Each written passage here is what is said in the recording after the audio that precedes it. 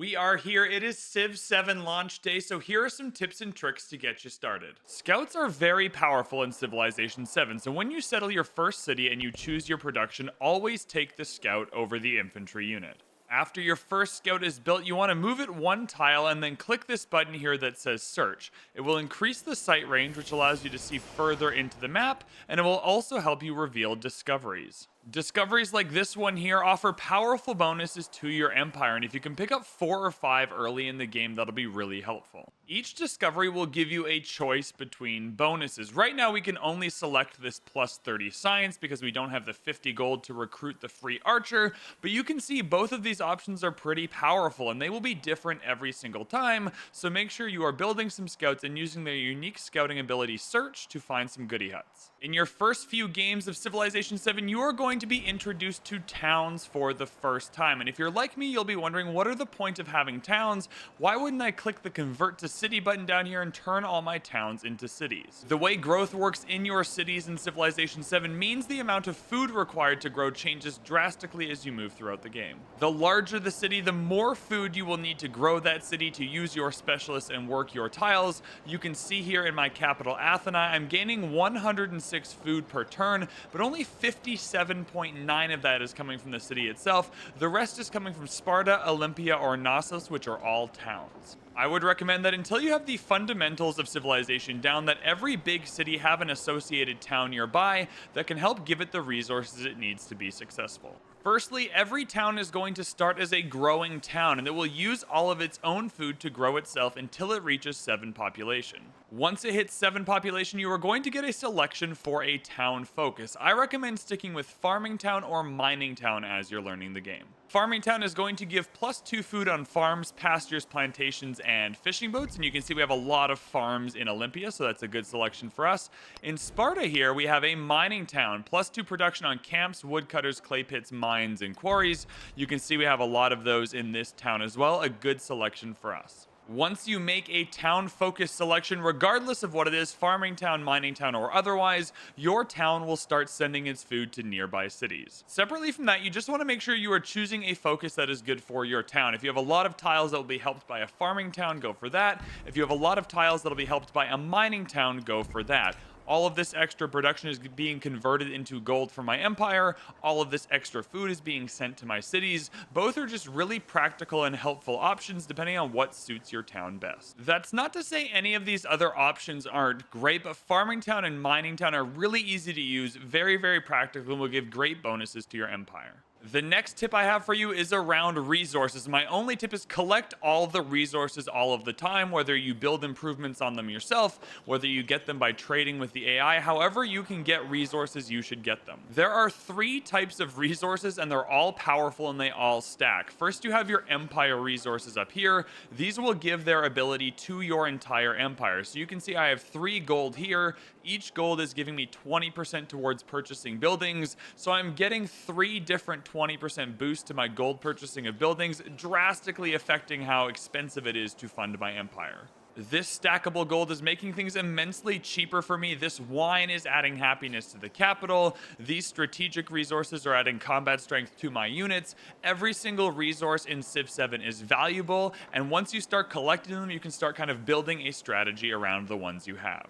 You can see just by collecting resources, I've made my infantry units quite a bit stronger. I've made purchasing those units with gold, if I don't want to use production, 20% cheaper. I've made it almost 60% cheaper to purchase all of my buildings. These resources are crazy. And those are just the empire-wide resources. You also have city resources like this silk here. A city resource can only be placed in a city. It cannot be placed in a town, but this one's giving me plus 10% culture. You can see, though, that I can stack both of them and get plus 10 and then plus 10 again in the same city, which is very, very powerful if you have a cultural city. You also have your bonus resources down here like wool. Any bonus resources can be placed in a town or in a city. Basically, though, regardless of what any of these resources do, read their abilities, put them where you think their ability will be best, but do not underestimate any resource in Civ 7. They are all valuable and all helpful. You should collect as many as you can. There are no more builders in Civilization 7, so when you grow your towns and your cities by clicking this grow town button, once you've accumulated enough food to get a new population, you'll be prompted to grow your settlement. The first tip I have for you here is to always prioritize resources. Build your way out towards resources until you can place the improvement on top of them. Once you've collected all of your resources, I find it best to try and make the same type of improvement. If you want to commit to mines and quarries, you can grab these mine tiles here. If you want to commit to farms, you can grab these farm tiles here and here. And there's a good reason for this. The reason you want to stick to improvements of the same general type is because of these warehouse buildings like the granary. You can see this granary gives me +1 food, but it also gives me additional food on every farm, pasture, and plantation, so similar tile improvement. Every time I get a new farm, pasture, or plantation, this granary becomes better. A really good example of this is in this town right here, where you can see I've prioritized woodcutters. I have 1, 2, 3, 4 different woodcutters, but very few farms or other improvements. The reason being is that this town has a saw pit, which you can see right here is only giving me 1 production and 1 gold. But that's just the saw pit on its own giving me this +1 production. It also adds +1 production on camps and woodcutters. This means it's also giving me an extra 1, 2, 3, 4 production. Combine that with this town focus right here that adds another +1 production to woodcutters, and I've been able to drastically increase the production of my town here just by prioritizing tile improvements of the same type. Hello friends, Editing VB here with a questionable mustache to give you the super secret best Civ 7 tip ever, and that is to subscribe to this YouTube channel. Civ 7 is dropping today. It is launch day. We have a whole journey ahead of us, and I hope you'll come along on it. So hit that subscribe button for more awesome Civ 7 content. Let's get back to the slightly more lame tips and tricks. There is a lot to learn when building your cities, and I can't possibly give you every tip I have right now, but here are a few good ones to get you started. You'll notice in your building menu that some of these buildings, particularly the warehouse ones I just talked about, your saw pits, your granaries, they say Ageless on them. An Ageless building is always going to remain on the tile you put it for the rest of the game. You can never build something else on top of it.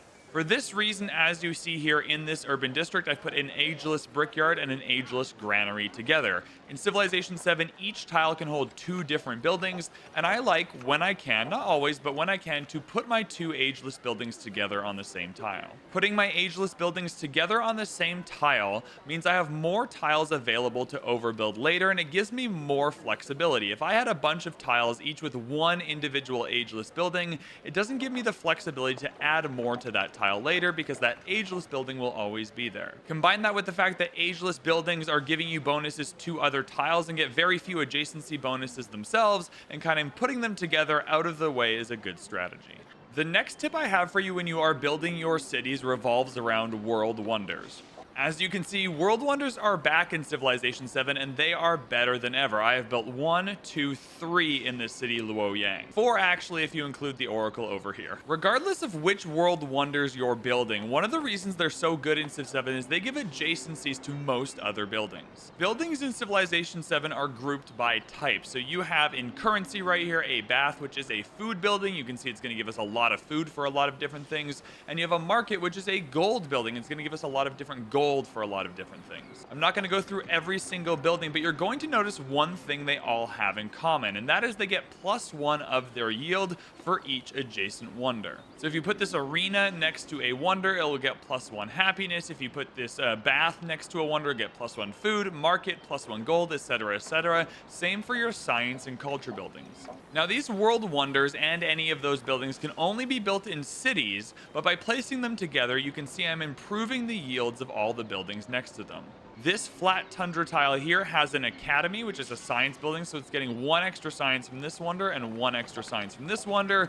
It also has a villa, which is a happiness building, getting 1 extra happiness from this wonder and 1 extra happiness from this wonder. The reason why this is important is because adjacencies are kind of hard to come by sometimes, and building your districts near your world wonders can be very helpful.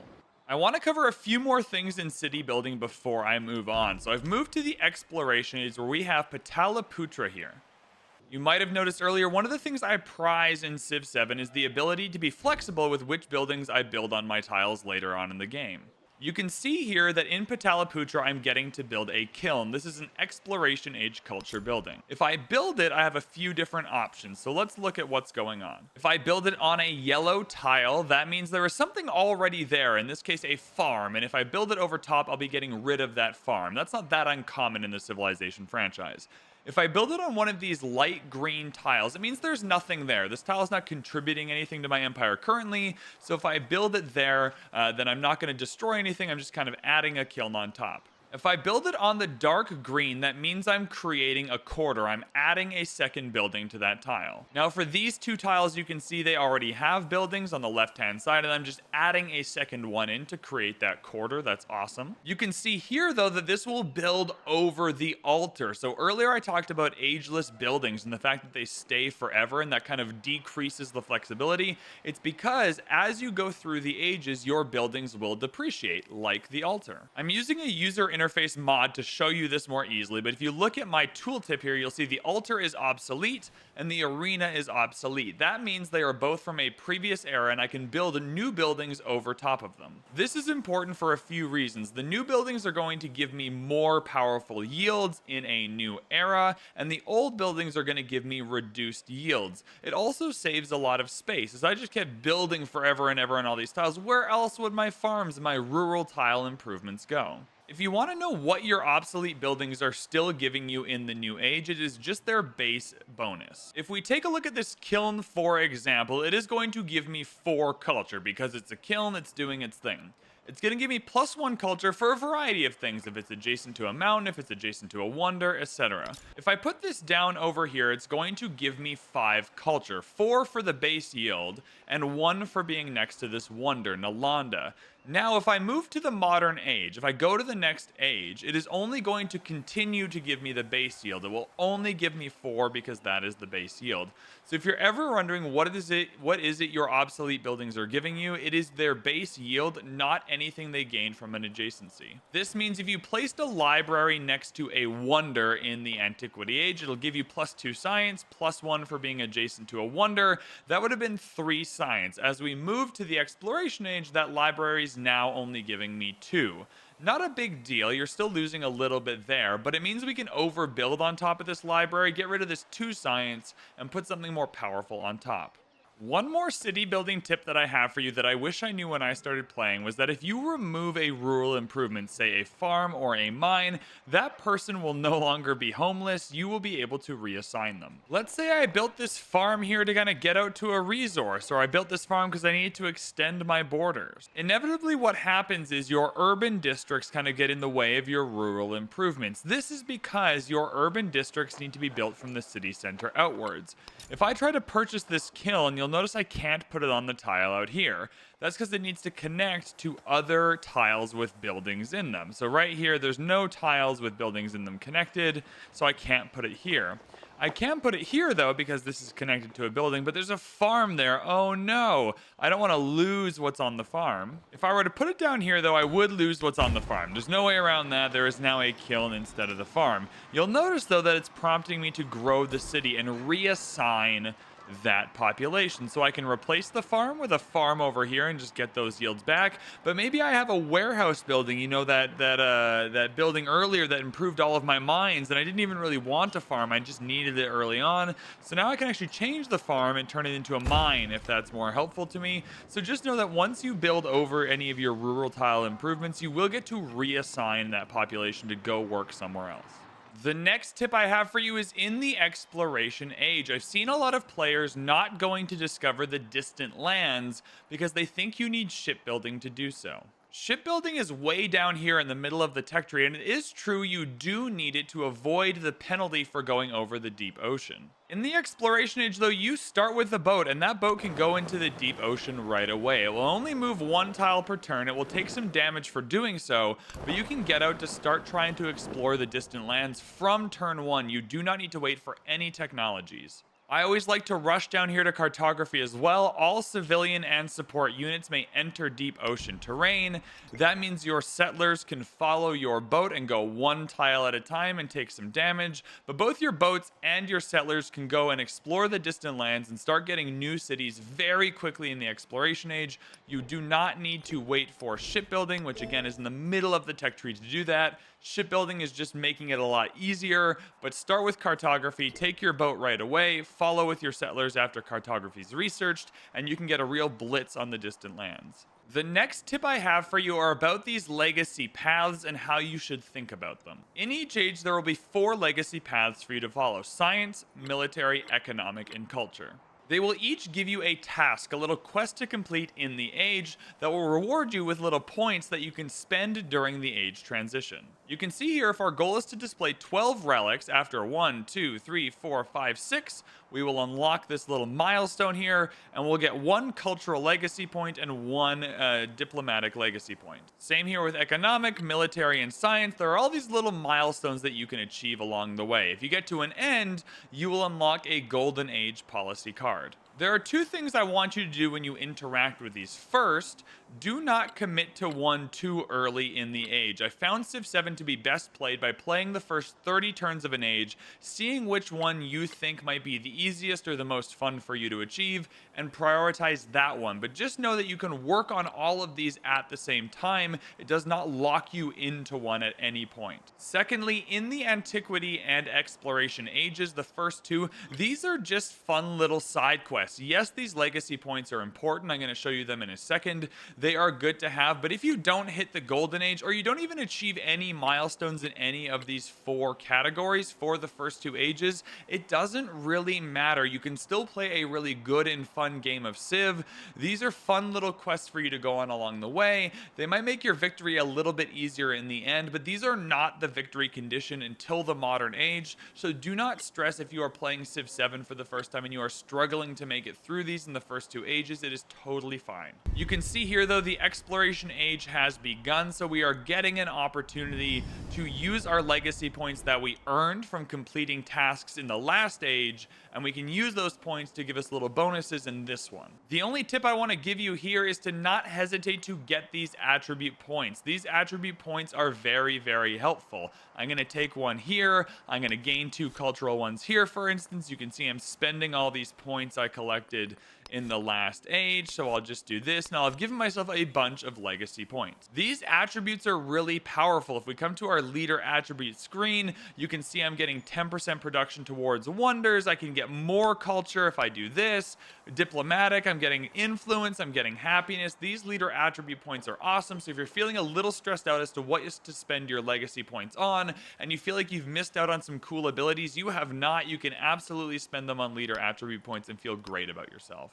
Just take a look at these trees, take a look at how powerful these bonuses are at the bottom, and know that any points you can accumulate to get you towards the bottom of any of these 6 trees is very helpful for you.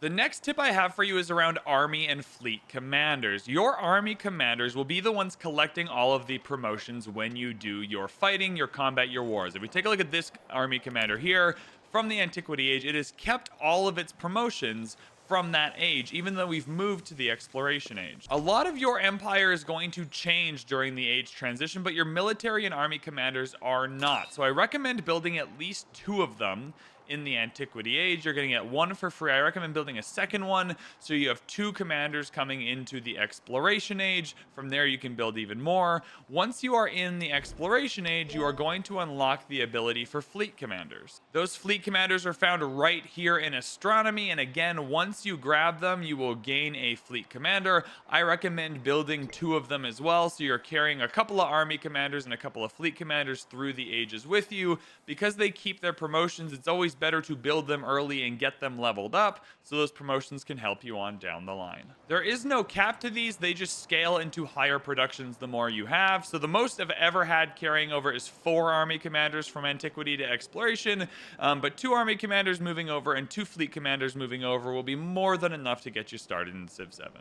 Separately, I want you to get in the habit of using your army commanders for everything. You'll have to watch a different video for a full combat tutorial, but they are good just for moving units around. Get your units in your commanders. They will gain extra movement once they are packed, and you can move any unit around the map much more quickly in a commander than you could on their own. If you are one of my viewers that kind of leans towards destroying all the empires in Civilization 7 and you're going to be engaging in lots of combat, Again, you'll need to watch a combat video to learn everything, but just know that you're going to want to be doing most of your combat near your army commanders. If you have an army commander, it has this command radius. Any of its promotions right here will give their effects to the units in the command radius if it specifies that. Separately though, all the units in this command radius, when they attack or defend, so they either attack or get attacked, will give experience to the commander. Remember, your units are not gaining experience, your commander is. So if I smash this legion face first into Chichen Itza here, you will see that my commander gains the experience, +4 experience. If I use this ballista and smash its cannonball or whatever face first into Chichen Itza, you'll see that again, I don't know why it didn't pop up, it's the commander that gains the experience. So on and so forth. There it is, 5 experience. I also want to briefly introduce you to war score. If you are going to declare a war on another civilization, make sure you denounce them until you have a hostile relationship. If you try and declare a surprise war, it might work for you, but it probably won't. They will gain a ton of influence that they can spend on improving their war score, and the initial war support will also lean in their direction heavily. Right now with Amina, I'm at -4 war score, which means I am suffering happiness penalties and combat strength penalties. These really add up. They're war weariness and they make your life so much harder. Now that's really unfortunate, but I am fighting Tecumseh right now. But one of the things you can do is spend your influence. Again, it's a very powerful currency on increasing your war support. So I've spent it here. Now I'm +3. That means my army is going to do more combat damage and they're going to have some more happiness penalties. And it's just better to have a higher war score. But my overall tip would be just make sure you're fighting near your commanders so they are getting promotions. Make sure your commanders don't die. It knocks them out of action for a little while and you lose their effects and the ability to gain experience. And make sure you are only declaring real wars where you can get reasonable amounts of war score. If you're going to declare a surprise war, make sure you have a lot of influence accumulated so you can tick that score back up to at least neutral before you start fighting people. The next tip I want to give you regards spending your influence. In the top left here, you can see that in Civ 7, we are accumulating influence as a resource. Anywhere you can spend this influence is almost always a good time. You can spend it on independent powers, but what I want to talk about right now is spending it on endeavors. Depending on what kind of Civ you are, you will have different endeavors available. If you're a cultural Civ, you'll have this cultural exchange. If you're a scientific Civ, you'll be able to send a scientific exchange, etc., etc., etc. But whatever you can send is almost always worth it, and the AI will send these offers to you as well. You can see here for 60 diplomacy, if they support our cultural exchange here, we will gain 6 culture per turn. They will as well, but I have a funny feeling we can use that 6 culture per turn a little bit more easily than they'll be able to. If they even accept it though and don't spend any of their own influence on it, we'll still gain 4 culture per turn. If they reject it, you know, no harm, no foul, we're gonna get nothing, but it's worth a try. Spending your diplomacy on these endeavors, take a look, check them out. There's a wonder construction one here if we wanted to build wonders. There's a farmer's market one here to share agricultural goods. These are so good, they're so powerful. If we spend our 60 influence here, you will see they accepted the cultural exchange. So we are gaining 4 culture per turn, and we still have tons of influence left. Spending influence on independent powers can also be very powerful. You will see I am the suzerain of Gunay here, and that means I got a powerful economic bonus that I got to choose because this is an economic independent power, and I spend some influence making it a city-state. If we take a look at Divodurum, though, this is a military-focused independent power. It is not currently being controlled by anybody. Amina and I are in a race. We have both spent this 170 influence to start the process of becoming a city-state. You can see here that my progress is 2 out of 60. I'm gaining 2 per turn. She is also gaining 2 per turn, and I'm 1 turn behind her. So at this rate, I'm going to lose out.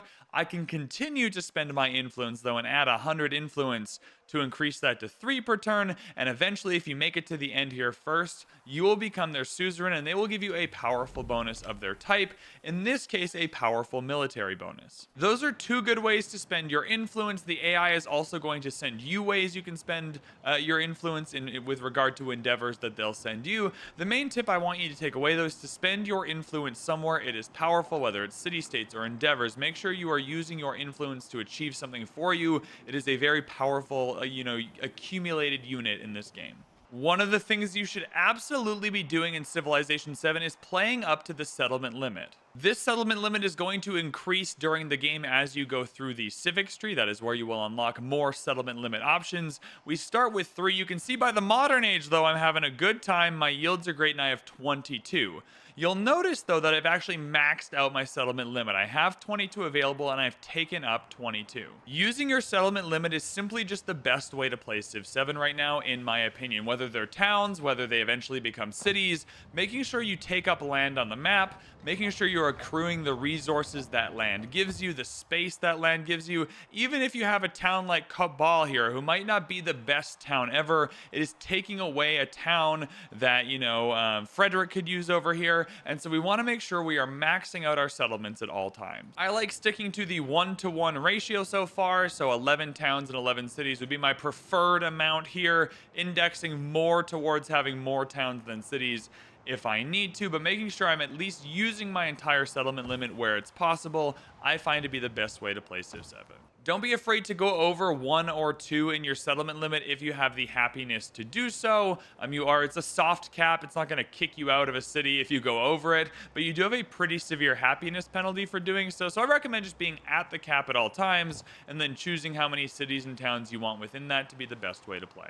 Trading is incredibly powerful in Civilization 7, and one way to collect more resources, even if you are at the settlement limit and can't settle any more resources yourself. In each game, you are going to start with the ability to send a trader to one city of each civilization. So right now we have Amina, Tecumseh, and Machiavelli. We can send 3 total trade routes, 1 to each civilization. Once you unlock the Merchant Civic in the Civic's tree, wherever that is, depending on what age you are in, you can send your merchant to a city and click the Make Trade Route button and collect the resources from that city. In this case, it will be wine, so if we click this trade route here, it's created the route, it's turned into a trade unit, and 1 wine has appeared in my empire resources. Sometimes cities will have 7 or 8 resources, though, multiplied by 3, and we could be getting like up to 14 to 20 resources later in the game just in my 3 trade routes. Once we meet 2 more civs in the exploration age, that's 5 more trade routes, and then I can come in and let's say I want to trade